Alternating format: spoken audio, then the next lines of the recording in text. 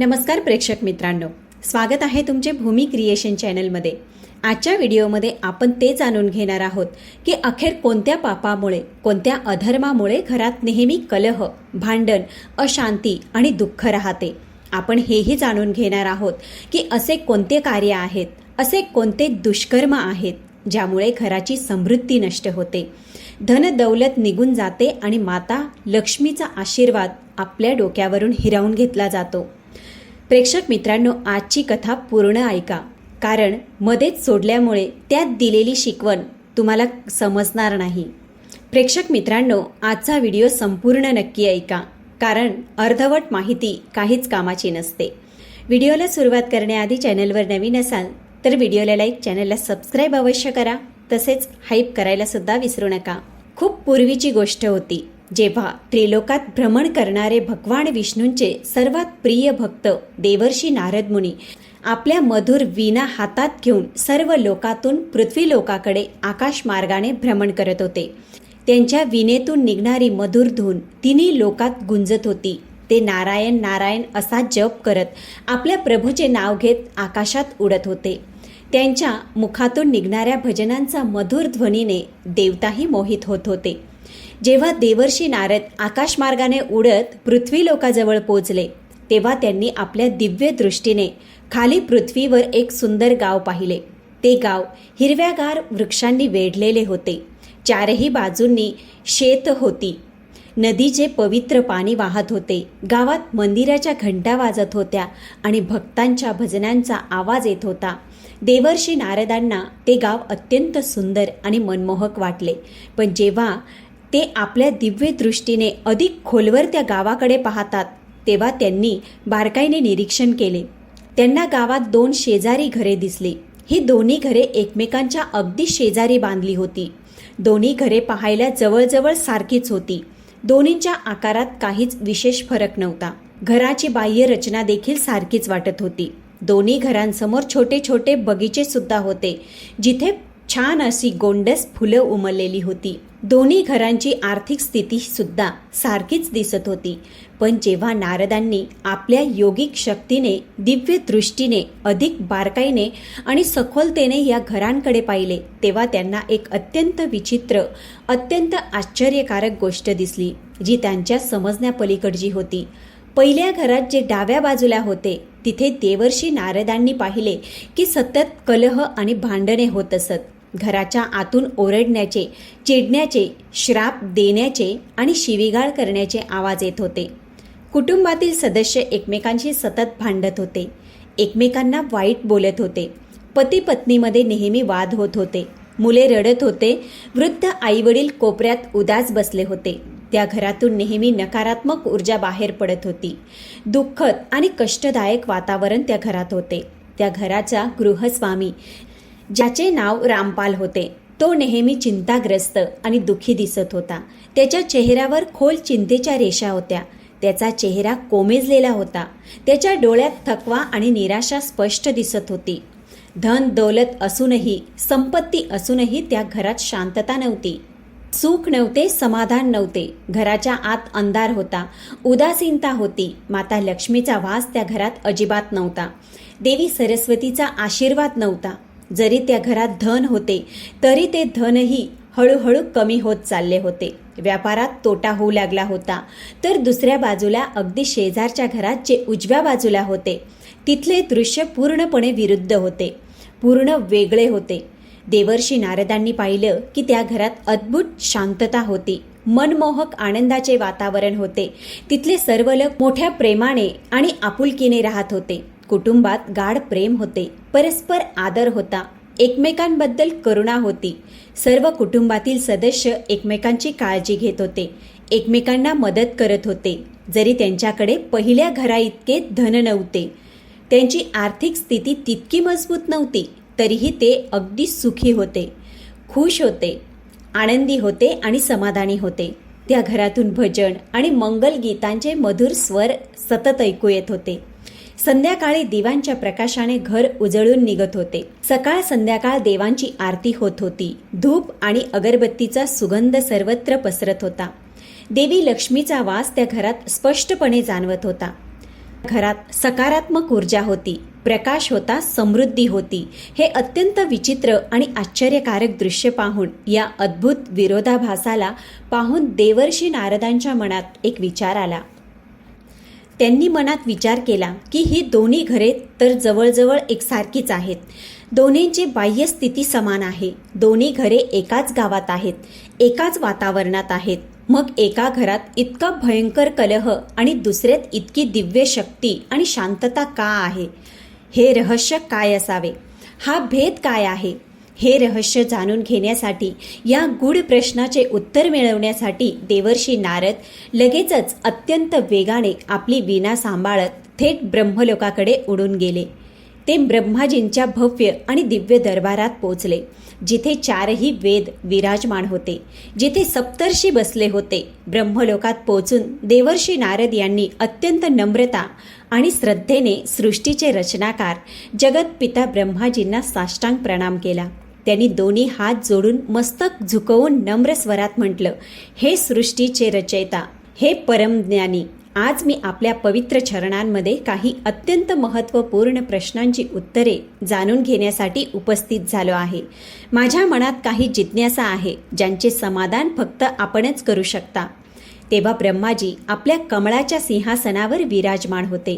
त्यांनी आपल्या चारही दिशांकडे पाहणाऱ्या दिव्य डोळ्यांनी देवर्षी नारदांकडे पाहिले आणि अत्यंत गंभीर पण प्रेमळ स्वरात म्हणाले, हे देवर्षी नारद, हे त्रिलोकात भ्रमण करणारे, हे भगवान विष्णूंचे प्रिय भक्त, तुम्ही निसंकोचपणे विचारा, तुम्हाला काय जाणून घ्यायचे आहे?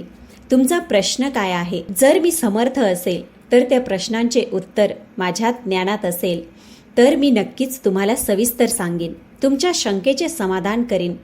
हे माझे परम कर्तव्य आहे. देवर्षी नारद पुढे येऊन नम्रतेने म्हणाले, हे ब्रह्माजी, हे सर्वज्ञ, आज जेव्हा मी माझी वीणा घेऊन आकाशमार्गाने पृथ्वी लोकाकडे भ्रमण करत होतो, तेव्हा मी तिथे एका गावात 2 घरे पाहिली. ही दोन्ही घरे शेजारी होती, एकमेकांच्या बाजूला स्थित होती. दोन्हींची बाह्य स्थिती सारखी होती, दोन्हींची आर्थिक स्थितीही जवळजवळ सारखीच वाटत होती. पण हे ब्रह्मदेवा, एका घरात मी सतत कलह, भांडण, अशांती आणि दुःख पाहिले. तिथले लोक नेहमी भांडत असत, एकमेकांना त्रास देत असत. गृहस्वामी अत्यंत त्रस्त आणि दुःखी होते.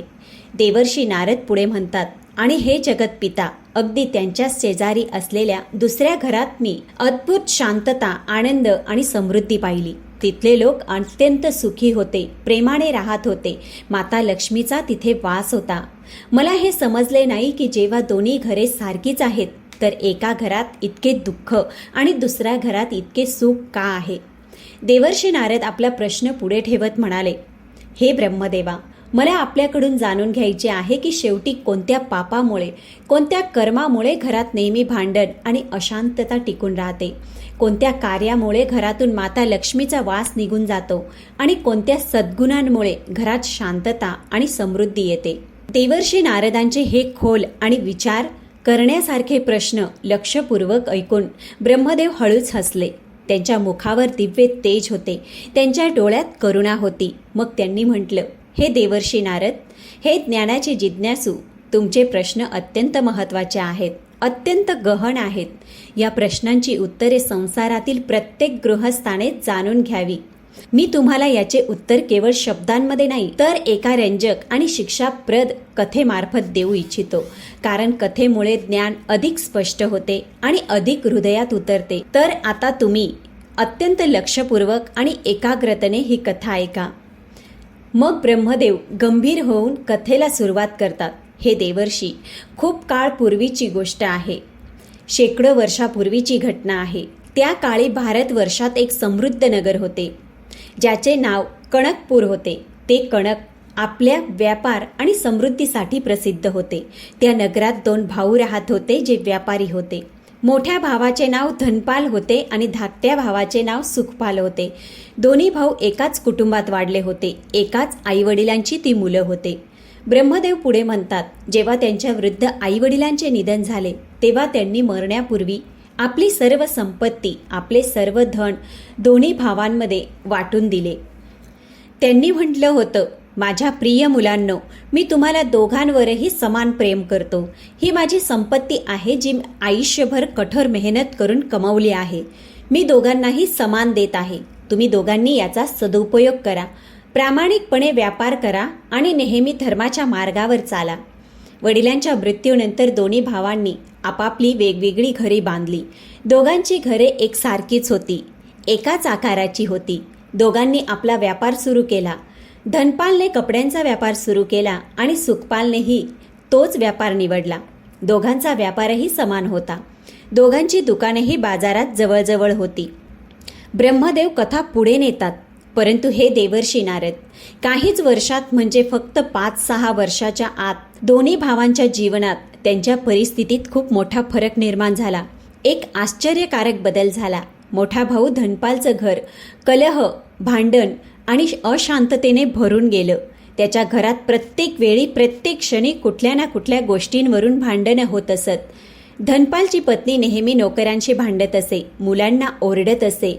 धनपाल स्वतःही आपल्या पत्नीशी भांडत असे. दोघे एकमेकांना दोष देत असत.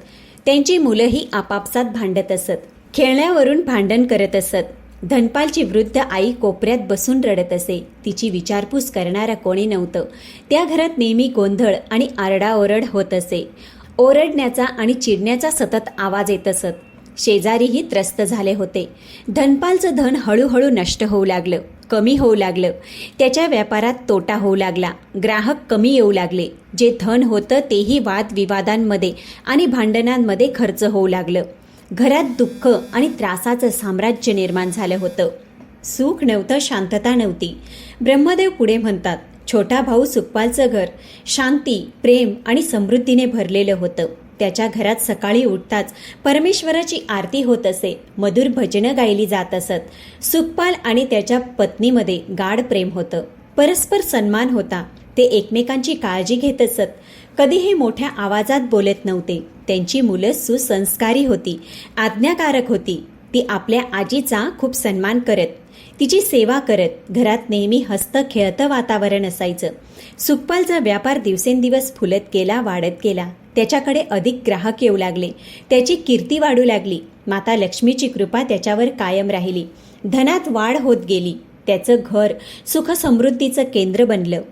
ब्रह्मदेव कथारंजक वळण देत म्हणतात, हे एक दिवसाची गोष्ट आहे. मोठा भाऊ धनपाल आपल्या घरातील सततच्या कलहामुळे आणि भांडणामुळे खूप त्रस्त झाला, खूप दुःखी झाला. त्याने विचार केला की मी आणि माझा भाऊ एकाच वडिलांची संताने आहोत. आम्हाला सारखीच संपत्ती मिळाली होती. आम्ही दोघेही एकाच सारखे व्यापार करतो. मग माझ्या जीवनात इतकं दुःख का आहे आणि माझ्या भावाच्या जीवनात इतकं सुख का आहे? हे रहस्य काय असावं? धनपाल आपली वेदना, आपली जिज्ञासा घेऊन एक दिवस सकाळी सकाळी आपल्या छोट्या भावाच्या घरी म्हणजे सुखपालच्या घरी गेला. जेव्हा तो सुखपालच्या घरी पोहोचला तेव्हा त्याने पाहिलं की तिथे किती शांतता आहे, किती सुंदरता आहे. घराच्या अंगणात तुळशीचं रोप होतं. दिवा पेटलेला होता. आतून भजनांचा मधुर आवाज येत होता. हे सगळं पाहून धनपालचं हृदय आणखी दुःखी झालं. सुखपालने जेव्हा आपल्या मोठ्या भावाला दारात पाहिलं तेव्हा तो ताबडतोब बाहेर आला. त्याने अत्यंत प्रेम आणि सन्मानाने आपल्या भावाचे स्वागत केलं. त्याने म्हटलं, ये दादा, माझं भाग्य आहे की आपण आलात. बसा. त्याने आपल्या भावासाठी आसन अंथरलं, पाणी आणून दिलं. धनपाल दुःखी मनाने, जड अंतःकरणाने बसला. त्याच्या डोळ्यात अश्रू होते. त्याचा गळा दाटून आला होता. मग त्याने आपल्या भावाला विचारलं, सुखपाल, हे माझ्या प्रिय भावा, मी तुला एक गोष्ट विचारू इच्छितो जी मला खूप त्रास देत आहे. आपल्याला दोघांनाही वडिलांनी समान संपत्ती दिली होती. आपण दोघेही एकाच प्रकारचा व्यापार करतो.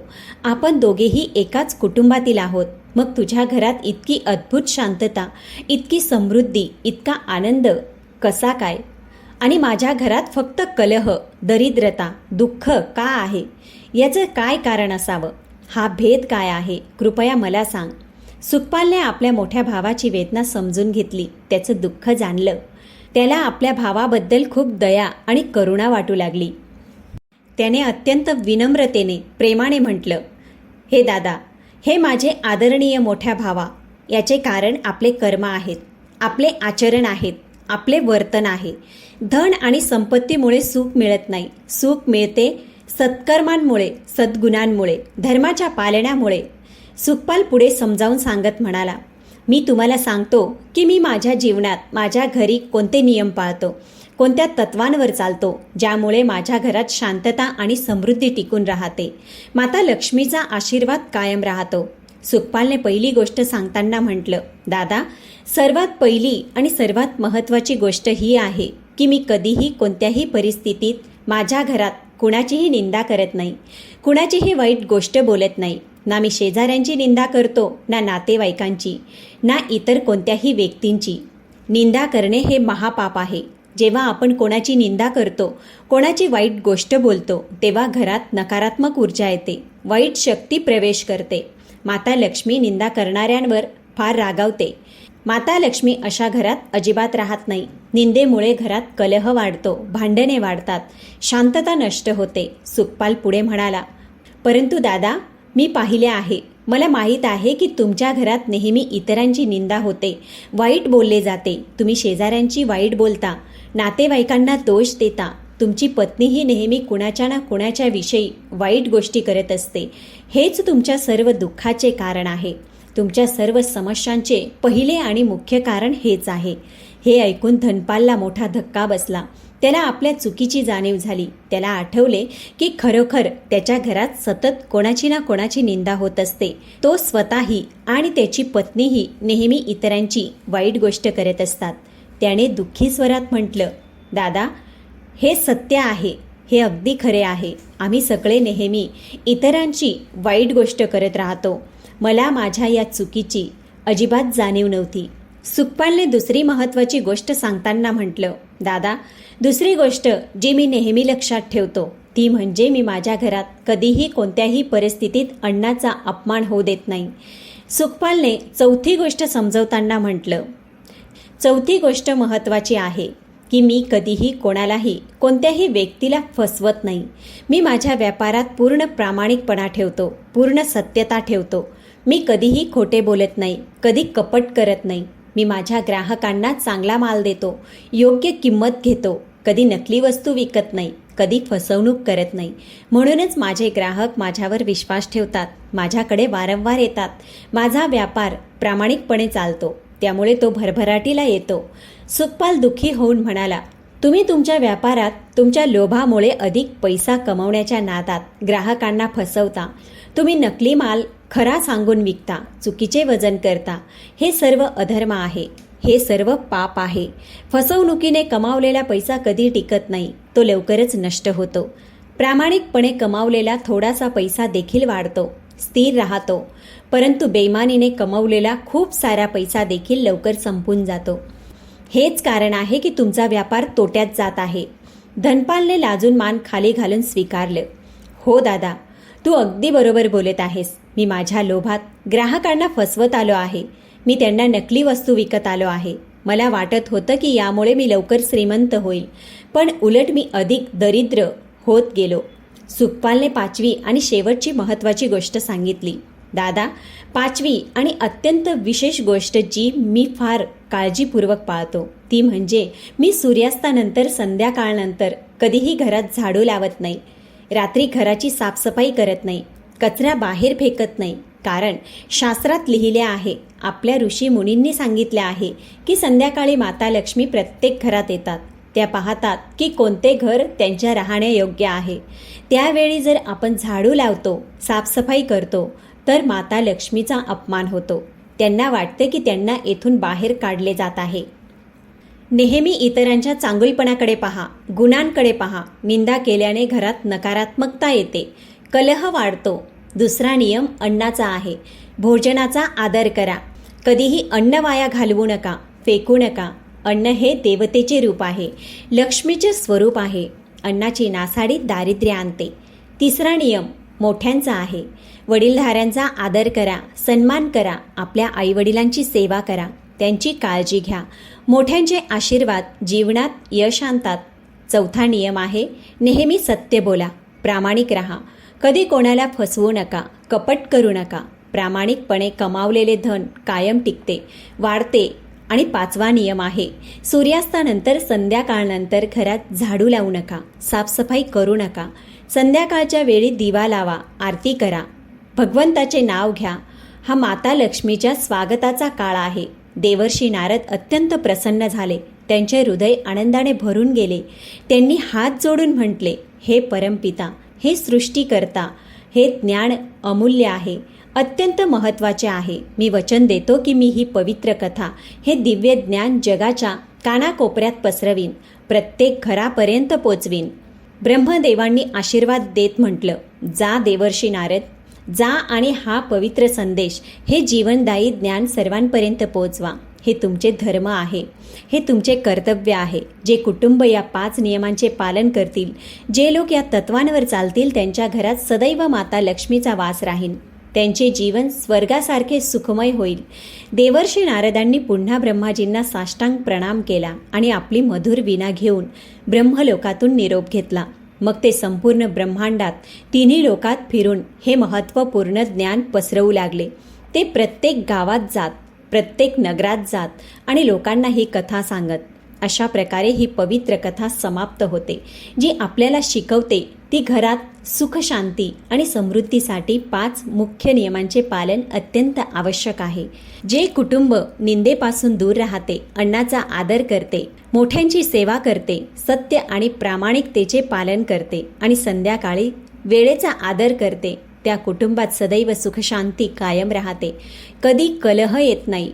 ही कथा आपल्याला हेही शिकवते की आपली छोटी छोटी कर्म, आपले दैनंदिन आचरण आपल्या जीवनावर खूप खोल परिणाम करतात. जर आपण योग्य मार्गावर चाललो, धर्माचे पालन केले, तर भगवान आणि माता लक्ष्मीची कृपा नेहमी राहते. पण जर आपण चुकीची कर्म केली, पाप केले, तर सर्व सुख हिरावले जाते. म्हणून सर्व भावा बहिणींनो, सर्व मातांनो आणि कुटुंबियांनो, अत्यंत विनम्र विनंती आहे की या 5 पवित्र नियमांना आपल्या जीवनात आजपासून आत्ताच अवश्य स्वीकारा.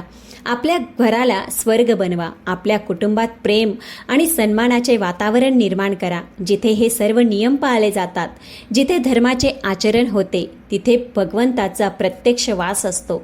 माता लक्ष्मीची कृपा सतत वाहत राहते. लक्षात ठेवा की धनदौलताने सुख मिळत नाही. सुख मिळते सत्कर्मांनी, चांगल्या आचरणाने. गरिबाचे घरही जर नियमांचे पालन करत असेल तर ते स्वर्ग असते आणि श्रीमंताचे घरही जर ह्या नियमांचे पालन करत नसेल तर ते नरकाप्रमाणे बनते. निंदा करणे बंद करा. आजपासून संकल्प करा की तुम्ही कोणाचीही वाईट चर्चा करणार नाही. जेव्हा कोणाची निंदा करण्याची इच्छा होईल तेव्हा थांबा. परमेश्वराचे नाव घ्या. निंदेमुळे फक्त पापच मिळते, काहीच नाही. त्याऐवजी इतरांच्या चांगुलपणाकडे पहा, गुणांचे कौतुक करा. यामुळे तुमच्या मनातही सकारात्मकता येईल. अन्नाचा आदर करा. भोजनाला परमेश्वराचा प्रसाद समजा. जितके खाऊ शकता तितकेच ताटात घ्या. उरलेले अन्न असेल तर गरजूंना द्या. गरिबांना वाटा. पशुपक्ष्यांना खाऊ घाला, पण कधीही फेकू नका. प्रत्येक दाण्याचे मूल्य समजा. आपल्या आईवडिलांची, आपल्या वडीलधाऱ्यांची सेवा करा. त्यांच्या चरणांना स्पर्श करा. त्यांचे आशीर्वाद घ्या. त्यांच्या गरजांची काळजी घ्या. ते तुमच्यासाठी देवासारखे आहेत. त्यांचे आशीर्वाद तुमचे जीवन यशस्वी बनवतील, समृद्ध बनवतील. आपल्या वर्तनात, आपल्या व्यवसायात, आपल्या कामात प्रामाणिकपणा ठेवा. कधी कोणाला फसवू नका. थोडे कमवा, पण सत्याने कमवा. बेईमानीचे धन कधी सुख देत नाही, ते शाप बनते. प्रामाणिकतेचे थोडे धनही आशीर्वाद बनते. आणि सर्वात महत्त्वाचे म्हणजे संध्याकाळच्या वेळीचा आदर करा. सूर्य मावळल्यानंतर घरात कुठलीही साफसफाई करू नका. त्याऐवजी दिवा लावा, घर सजवा, देवाची आरती करा, माता लक्ष्मीचे स्वागत करा. हा काळ अत्यंत पवित्र असतो, अत्यंत शुभ मानला जातो. जे कुटुंब या 5 सोप्या नियमांचे पालन करेल ते कुटुंब सदैव सुखी राहील. त्यांच्या घरात कधी कलह होणार नाही. नेहमी प्रेम राहील. त्यांचे धन वाढेल, समृद्धी येईल. त्यांची मुले सुसंस्कृत बनतील, आज्ञाधारक बनतील. त्यांचे जीवन आनंदमय होईल. म्हणून आजपासून आत्ताच हे नियम स्वीकारा.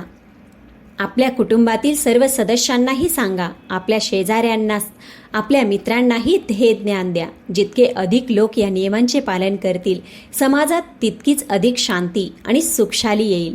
ही कथा आपल्याला हेही सांगते की बदल कधीही शक्य असतो, धनपालने आपल्या जीवनात बदल केला आणि त्याचे जीवन बदलून गेले.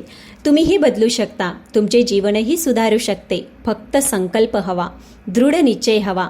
कधीही असे विचार करू नका की खूप उशीर झाला आहे, आता काय होईल. कधीही उशीर होत नाही. आजपासून सुरुवात करा आणि पहा की तुमच्या जीवनात किती सकारात्मक बदल येतो. तुमचे घर कसे स्वर्ग बनते. भगवान श्रीकृष्णांनी गीतेत म्हटले आहे की मनुष्य आपल्या कर्मांनी आपले भाग्य घडवतो. चांगली कर्म चांगले भाग्य आणतात, वाईट कर्म वाईट भाग्य आणतं. म्हणून नेहमी सत्कर्म करा, धर्माचे पालन करा. माता लक्ष्मी त्याच घरात वास करतात जिथे पवित्रता असते, जिथे सत्य असते, जिथे प्रेम असते. जिथे खोटेपणा आहे, कलह आहे, अपवित्रता आहे, तिथून माता लक्ष्मी निघून जातात. म्हणून आपले घर पवित्र बनवा, प्रेममय बनवा. दररोज सकाळी उठून परमेश्वराचे नाव घ्या, प्रार्थना करा. आपल्या कुटुंबासोबत मिळून भोजन करा, प्रेमाने बोला. रात्री झोपण्यापूर्वी आपल्या दिवसातील कर्मांचा हिशोब लावा. जर काही चूक झाली असेल तर क्षमा मागा, सुधारणा करा. जीवनात यशासाठी धनाची नाही, धर्माची आवश्यकता आहे. सुखासाठी संपत्तीची नाही, संस्कारांची आवश्यकता आहे. शांततेसाठी महलाची नाही, मनाच्या पवित्रतेची आवश्यकता आहे. हे समजा आणि जीवन सुंदर बनवा. प्रेक्षक मित्रांनो, आजचा व्हिडिओ तुम्हाला कसा वाटला? तुमचे मत कॉमेंटमध्ये नक्की सांगा. चला तर भेटूया पुढच्या व्हिडिओसोबत.